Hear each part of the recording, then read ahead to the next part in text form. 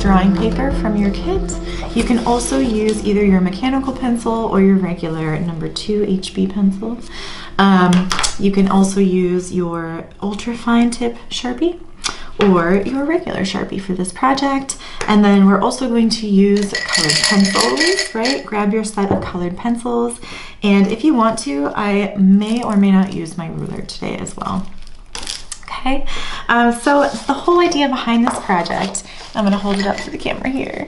The whole idea behind this project is that there's tiny little environments or like a whole little world going on inside of these jars. So we're going to use our imaginations today to create some little tiny awesome landscapes inside of jars. I'm actually going to rotate my paper so that it goes side to side. I'm going to start with my mechanical pencil today to sketch out the designs or shapes of some of these jars. Like I said, I think I might use my ruler just in the beginning here to sort of map out how tall I want each jar to be. If I want to leave a little bit of space at the top of my paper, which I think I do, I'm just going to sketch super lightly a line here. You can see that. Okay, just some guidelines for me as I draw. All right, these jars I'm thinking are kind of like mason jars, right? The lids that you can screw on and screw off. There's usually a lot of texture right along the cap of the jar. So to do that texture, it's a lot of little lines coming down. So to start this project, I'm going to start with a long flat oval towards the top here. And again, always kind of sketch lightly in case you make a mistake. There is an eraser on the end of each pencil. There is also a big pink eraser inside of your box as well. So if you need to do a lot of erasing, which sometimes that happens, you can use that instead. All right, so now that I've got a big flat oval, I'm gonna draw 2 lines on either side coming down, right, for the lid. Drawing an arch to connect them the same shape as the one that I drew up here, right? Okay, and then that's where I'm going to draw all these long skinny lines. Okay, take your time.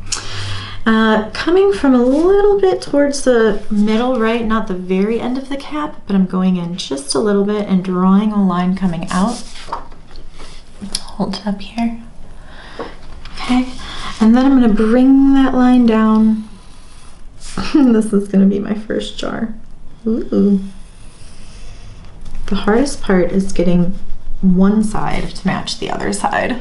So keep the eraser on hand. Okay, now at the bottom, I'm going to give it a slight arch. There we go. Now, if it's a glass jar, you might be able to see through it, right? Depending on how foggy or what's in your jar. You can kind of think about the lines that you might be able to see through your jar like that, right? It gives it some dimension. Maybe if it's see-through, you can see the bottom of it, right? Perspective. All right, so I've got enough space for maybe like a tall, skinny jar here and then another jar on the end. So you guys can get creative with this. Not all jars are the same. Maybe this next one has a smaller lid. And you know, you can draw maybe a thicker rim around this if you wanted to. This is your own project. Your jar can look like anything. You can draw lines inside of your cap. Maybe there's indentations on it. I don't know. Okay, second lid. Get some lines also to give it texture. And I'm gonna get kind of crazy with this one, you guys. Ooh. This is my second jar. Okay, and how fun is that going to be to fill in? Maybe you can see a little reflection on it on the outside, right? This is shiny. Just drawing little lines that go with the curve of the shape that I drew. Okay, and then the last jar here, right? Maybe this one is somewhere in the middle.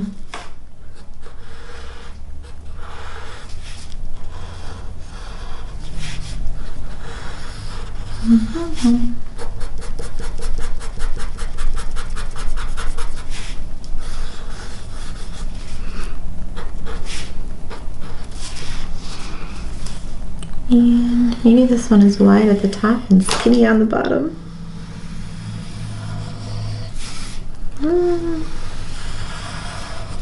There we go.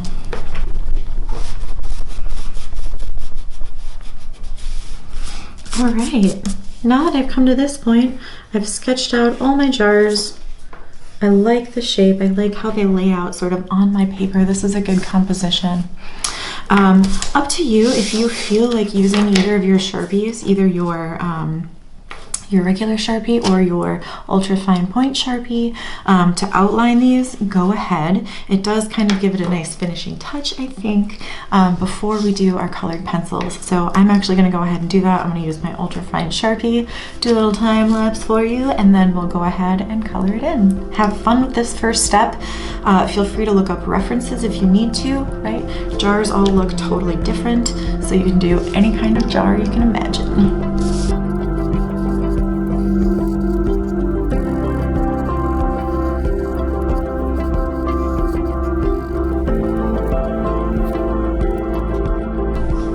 All right, you guys, so I actually decided I am going to use my pink eraser.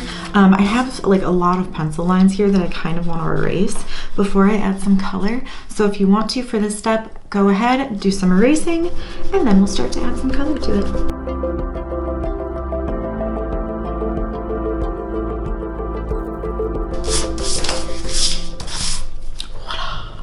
Okay, so I've got it all erased. All my pencil lines are totally cleaned up.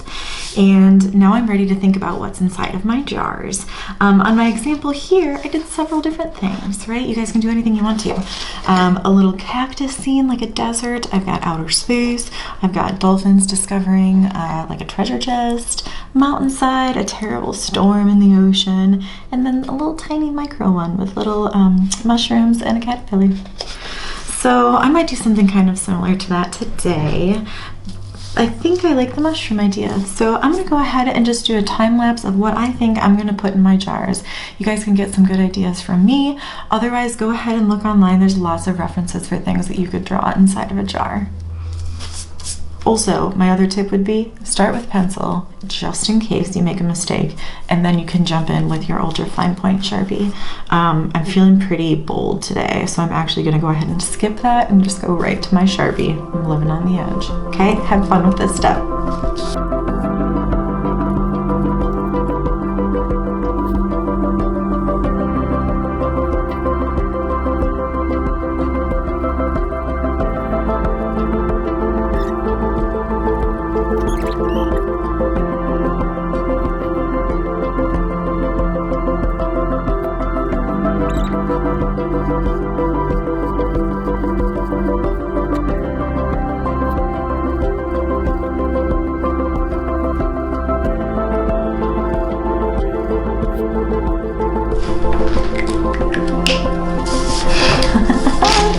Okay guys, so I decided to make my last jar filled with eyeballs instead of a landscape.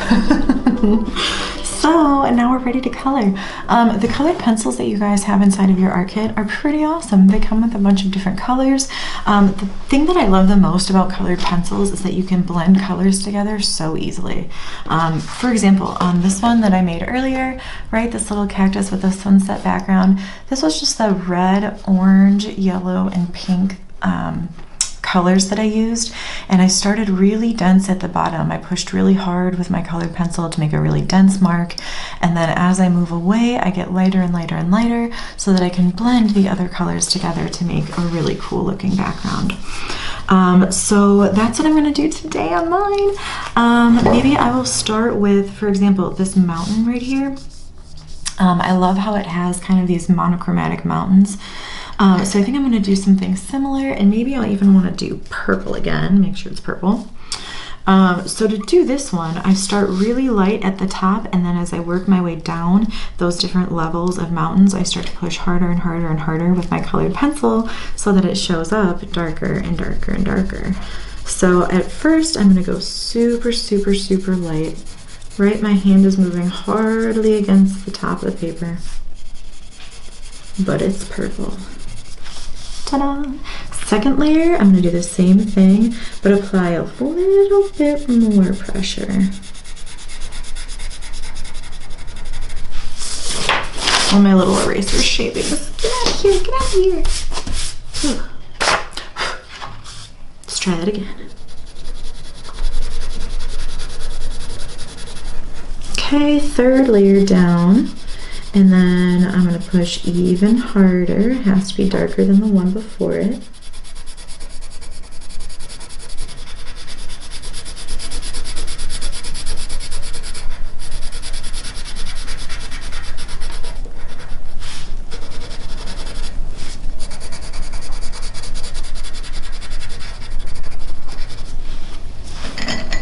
And then my last layer, I'm just going to grab my other one here. It's going to be the darkest one yet. So you can do a couple different ways. I might go at first, go up and down this direction, and I'm actually going to turn my paper and fill it in a little bit the other direction. That's just kind of a technique that helps eliminate all of those strokes that you can see, right? My pencil strokes. So I'll show you in just a minute here. I want to get this first layer down all the way across.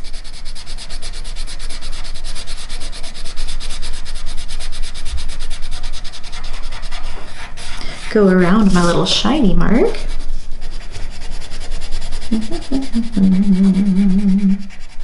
Okay, now I'm going to turn it this way and go ahead and add a little bit going the other direction.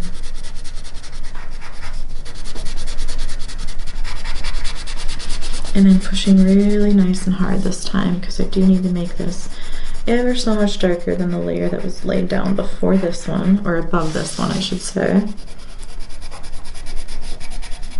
All right. Fun. So now with the sky, if I want to do kind of that sunset sky that I did on this one here, my little cactus drawing, I'm going to go ahead and add some red right away, really close to the very top of that mountain. And actually, I'm sorry, it's so sunny in here I can hardly see what color I'm using. There you go.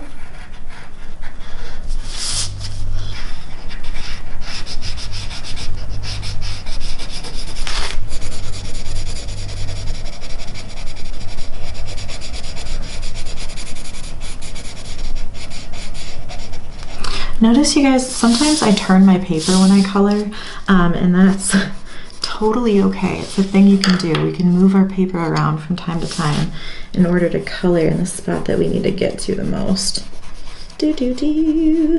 Now I'm going in with orange, mix some of this together, and then I press lighter and lighter and lighter, and then at the very top I'm going to add some yellow, and look at how nice that blends together. Maybe I even want to bring some of this yellow down on top of the red too, just because that looks super fun. Cool, right? Okay, a few more touches on this one. I'm going to add some blue into the water, probably start with my light blue. I'm also coloring within the shape that I'm provided. So on this one, with this little patch of water here, it's a little circular shape, so I'm going around in little circles. Then I'm going to take my, my dark blue, and just highlight some of those ripples in the water. Okay, and last but not least, my trees and then my cap. I'm going to add some gray to the cap of my bottle as well. I'm going to do a combination of light green and dark green down here.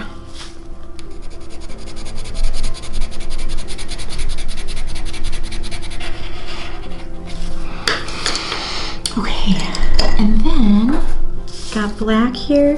When I say gray, I really mean black, because if I press lightly with it, it looks gray. And then if I apply more pressure, it's going to look much more black.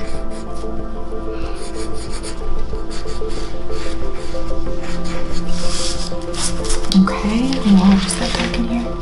So this is only my first one. I'm going to keep coloring from here, okay? I'm gonna do a time lapse of the rest of this. You guys go ahead and color yours. Enjoy this step, right? Enjoy blending your colors together. And then I'll show you the final project at the end.